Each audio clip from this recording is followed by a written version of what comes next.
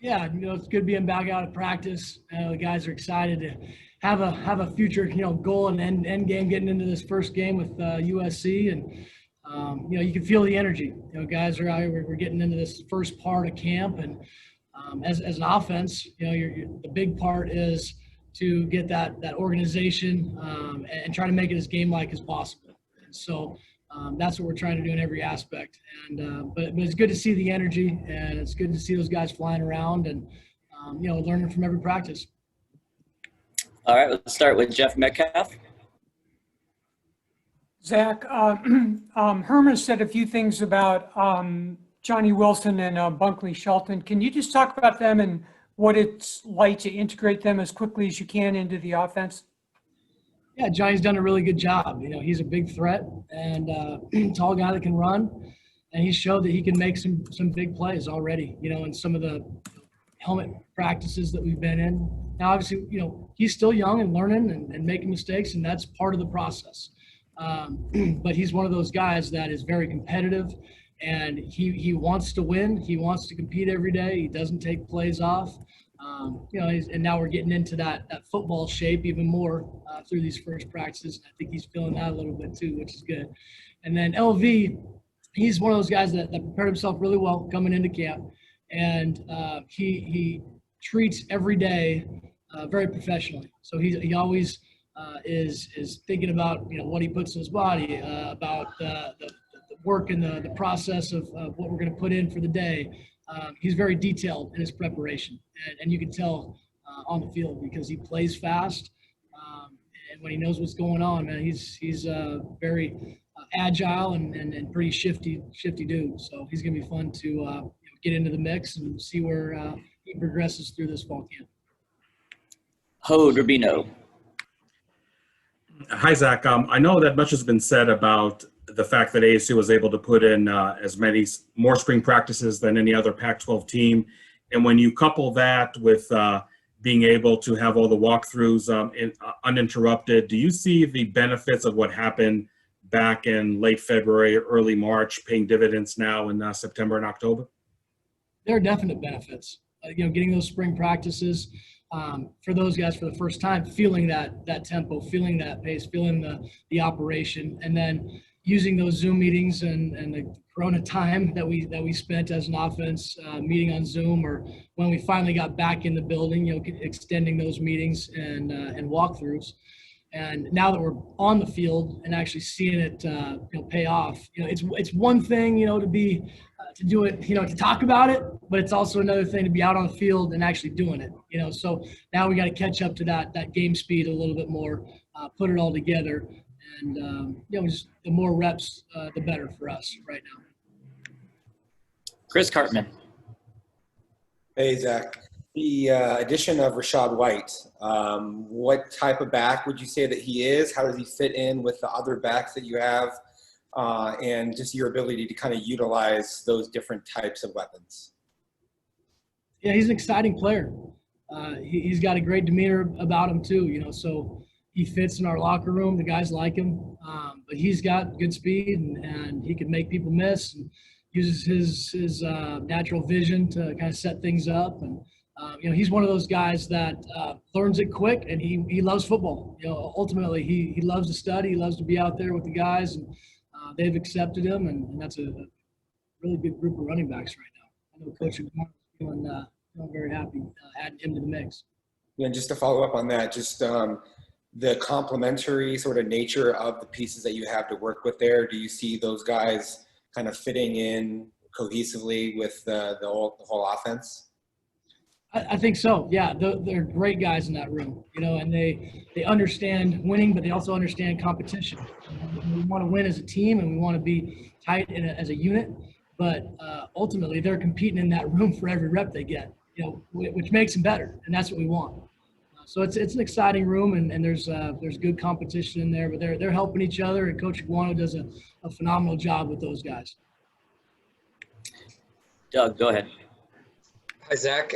Good to see you. Just with the season, the off-season training being as it was, just getting back started again, what's your biggest concern right now as far as getting everything in place? I think the biggest concern is is just making sure we're utilizing our personnel, as a coach, making sure that what we're putting in fits the games that we're going into, but also how we're going to use those, the personnel, and not just running plays to run plays. And trying to see from my standpoint, now that we're back out on the field, all right, who can make plays? Who are our playmakers? Who do we need to get the ball to? And then, utilizing those guys in the right way. Jordan Ham. Hey, Zach.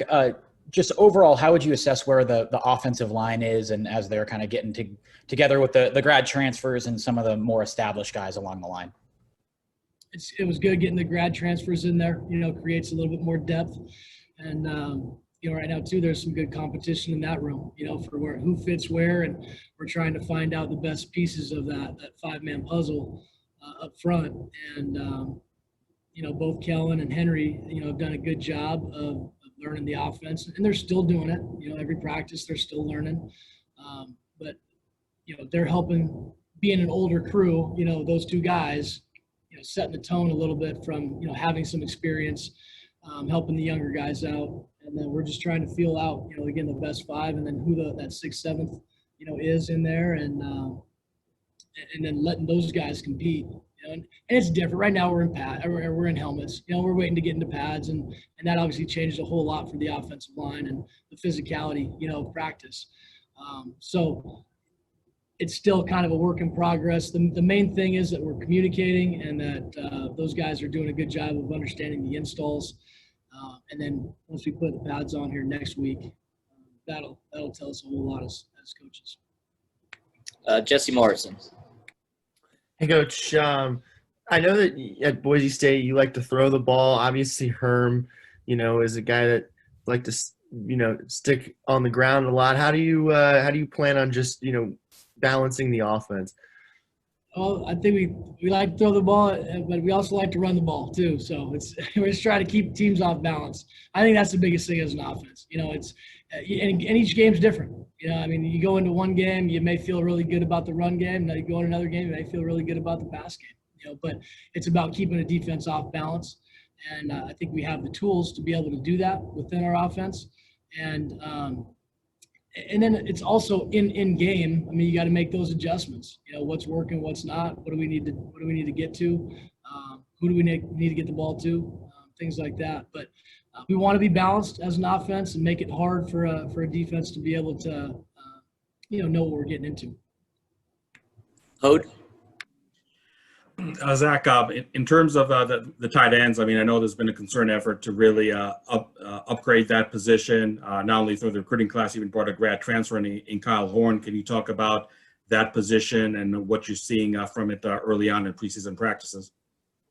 Like Coach Edwards says all the time, it's about competition, and creating more competition in that room is the goal. And then finding out who are the guys that are, mentally and physically tough, the guys that can figure it out. Because that's a tough position. There's a lot to it. There's run block and pass block and, pass protection and figuring out all that, the run schemes that we're doing. And so there's a lot to it, and Coach Hagan's doing a great job with trying to get those guys right and figuring out combinations. And now that we got more in the room, and now it's eval time, for this early fall camp, and seeing who can pick it up the quickest. Because it's an intricate offense, and there's a lot to it at that position. But adding, Kyle Horn to the mix, he's a big, strong guy that can run, and, he catches the ball pretty well. He's already shown the ability to make plays. So now it's how quickly can he learn it? And then, those guys in that position too are also, they're going, whoa, there's another guy. Here comes another one. So now here we go. Create some opportunities for some guys, but also nobody can be just, sitting back and knowing that they got the job. Chris? Coach, what were you hoping to really get accomplished with Jaden from, say, the conclusion of spring ball to now to get him as ready as he could be for what's ahead? And how do you think that that's actually looking to your eye? It's always a work in progress, with the new offense and a quarterback. And Jaden's doing a really good job of picking things up and picking out the operation of everything. And now it's just, fine tuning stuff. He knows the offense as far as what we've put in. We've gone through it multiple times, and now it's when to use certain things. When do I check? When do I use signal adjust? Whatever it is within the offense. Now it's detailing that stuff up and then showing them the looks like why we're getting to this, or how this signal adjust helps in this certain situation, or why we're checking it on this play. So it's more just the fine details that we're trying to iron out and putting him in situations in practice where, hey, now what were you thinking on that play? Okay, here's the way we need to be thinking on this. So just trying to tie that the thought process, the pre-snap plan. Jeff Metcalf. Well, what's it just feel like for you to be out there? I mean, you've had to sit back and watch other teams playing. Teams are playing today. What's just the emotional part of being back out there, moving toward actually playing a game? Well, I think first off, it's exciting knowing we're going to get a play and moving towards that. It was frustrating initially, where you see other teams play and you're not. And I know the kids felt that too. But now for us, and I'm just speaking about the Sun Devils, we got to stay focused on the day-to-day. What's happening today, getting better today, and then we move forward from there. It's just a daily process. And, once we get into game week, we'll feel the energy of game week, and a day at a time until we get to game day. All right, we're going to do the last question here with Doug Haller.